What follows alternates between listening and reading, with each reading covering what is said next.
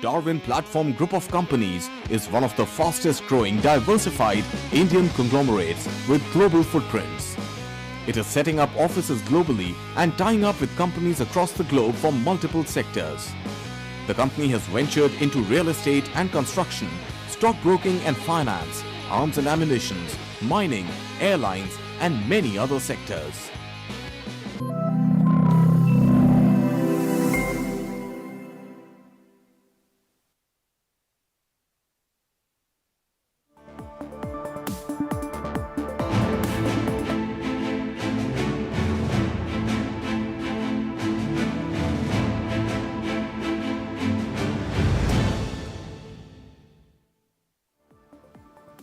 Hello and welcome. You're watching Business Today Television. I'm Sakshi Batra and this is a special edition where we're going to be decoding the big interim budget that's just gone by for you to help you understand what are the key takeaways and whether this budget is something that will set the ball rolling as far as Indian economy is going and also help the Aam Aadmi at large.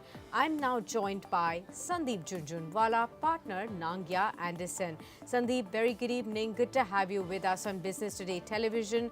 Well, a day on, what is the sense that you have? Tell us the difference between when you first saw the budget speech, what was your thought process, and a day later when you've digested the fine print of the budget, what exactly is your feeling on the budget speech and the entire delivery? Thank you, Shakshi. Thanks for having me here. No, so I think we were very clear when it comes to taxation reforms. We were very clear that this being the vote on account budget or an interim budget as we call it, going by the conventional practice, FM was to adhere to our promise of minimal changes in the income space. So I would rather say that this was a non-event when it comes to the taxation reforms on the budget. In fact, one of the most concise documents on the finance bill that we probably got to saw as professionals, it was merely around 2 to 3 pages. But I think there was a lot of strategic direction being given in terms of policy announcements, what the government has done, what it intends to do on multiple sunrise sectors, including infrastructure, railways, metros, pharmaceuticals, healthcare, etc. So it's a good directional budget, definitely. But as far as tax reforms are concerned, I think it was definitely quite underwhelming. Okay. Yes, there was a lot that left to continue to be asked as far as taxation is concerned, and that is the one thing that the common man really relates to at the first go, whether there is enough and more money in their hands as well.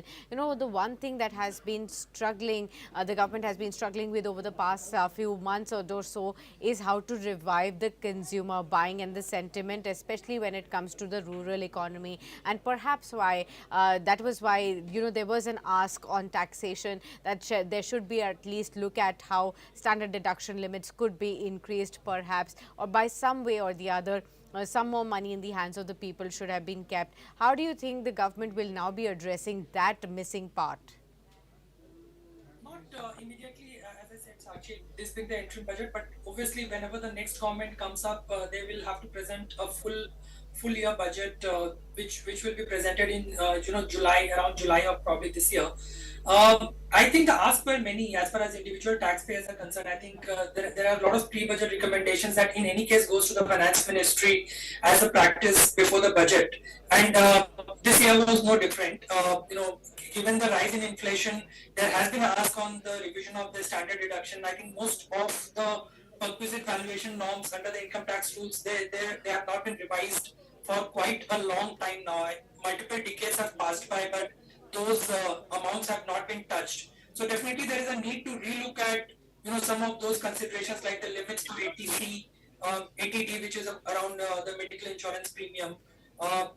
Cities like Bangalore not getting qualified as metro cities, despite huge rentals that taxpayers, especially the salaried ones, shelling out in cities like upcoming cities, which are the IT hubs, etc. I think those definitely needs to relook at so that there is some relief to the salaried taxpayer, which contribute to almost a very significant chunk of the overall tax which is collected by the government. Okay. Okay. In terms of the big numbers that came out, what did you make of, say, the fiscal deficit number, the borrowing number, the tax projections that the government has now made as far as both the indirect and direct taxes are concerned? Are they on track? Do they present a rosy picture of the economy?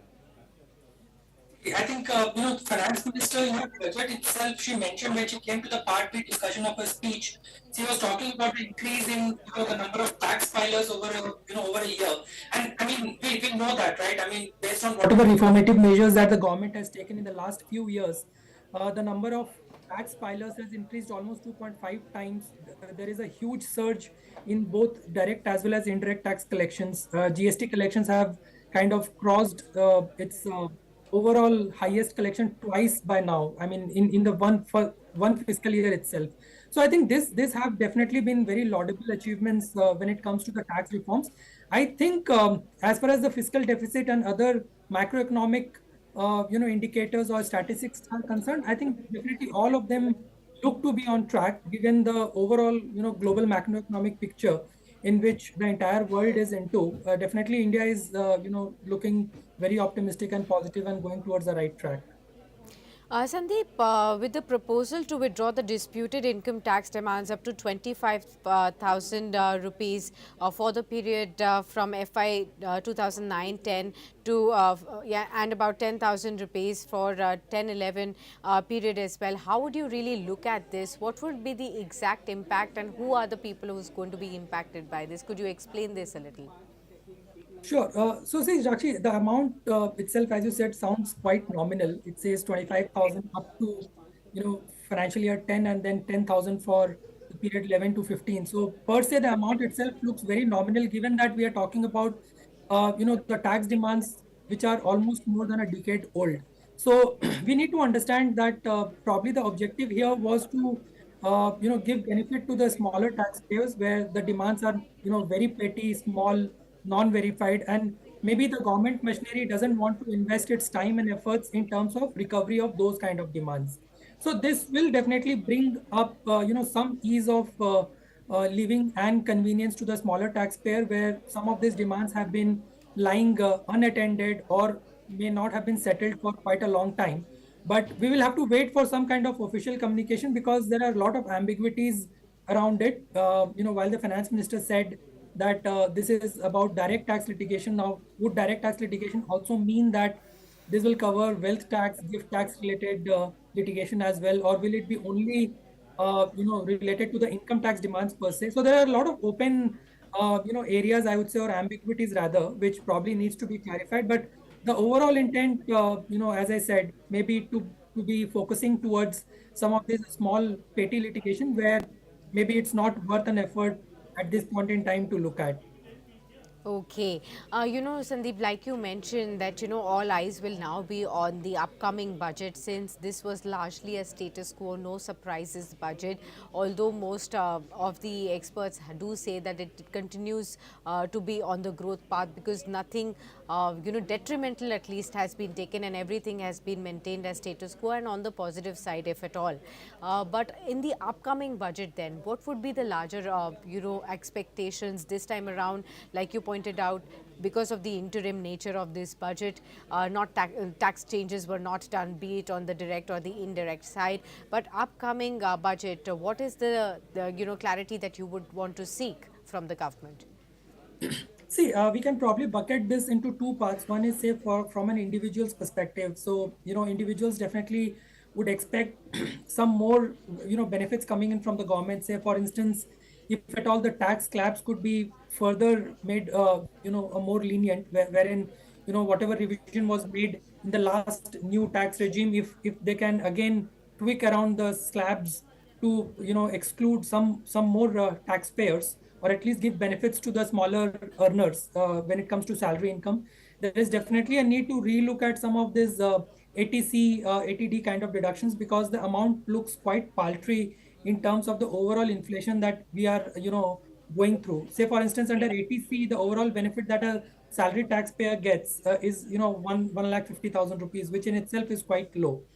Other than that, some of the perquisite benefits which are there, say, for instance, allowances which are given for fuel reimbursements, drivers, etc., when there is a use of motor vehicle, there the perquisites, are quite high, given these amounts have not been, tweaked around in the recent past. So some of these aspects has to be relooked at from an individual tax perspective, so that a little more benefit could be given, because today there are very very few avenues which are available under the Income Tax Act, as far as exemptions and deductions are concerned for individual taxpayers.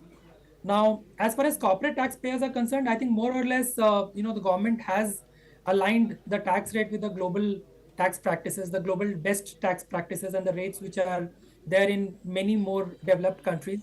But maybe there is a need to extend, say, for instance, Section 115 BAB, which gives the benefit of 15% tax rate to new manufacturing companies, and that was brought into the legislation to attract new investments and new manufacturing setups to set up their base in India. There was a sunset clause which means that companies which incorporate their setups in India till March 31st, 24, are only eligible for that lower rate. That extension has not been made, unlike something which has been done for startups, etc. So maybe the government can possibly relook at extending those setup or commencement timelines even for domestic companies for another 2-3 years. Okay, got that. As far as the expectations are concerned as well going forward from here. Many thanks then, Sandeep, for joining us onto this very special edition and sharing such wonderful insights with all our viewers, breaking down the current budget and decoding that for our viewers, and of course setting right that what should be the ideal expectations when it comes to big taxation reforms on the upcoming budget as well. Good to have you with us on Business Today TV.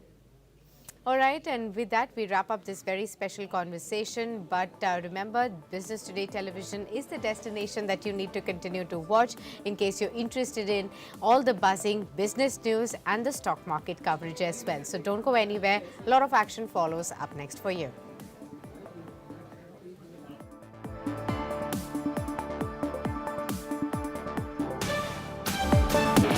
Darwin Platform Group of Companies is one of the fastest growing diversified Indian conglomerates with global footprints.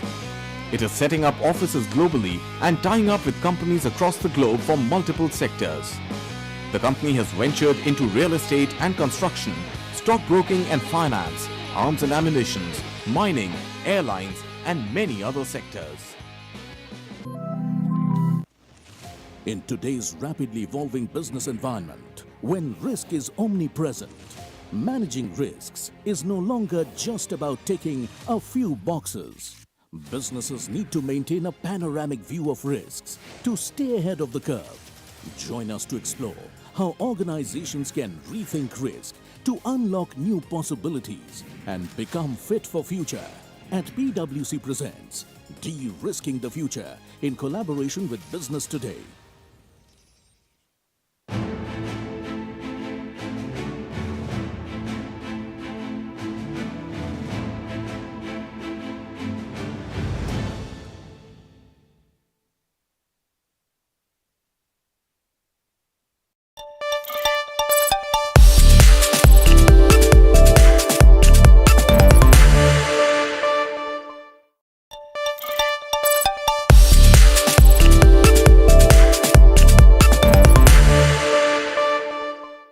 Hello and welcome from the India Today Group studios, where we are decoding the post-budget fine print with the budget makers, and with me right now Ajay Seth, the Secretary of the Department of Economic Affairs, and to my left Mr. Vivek Joshi, the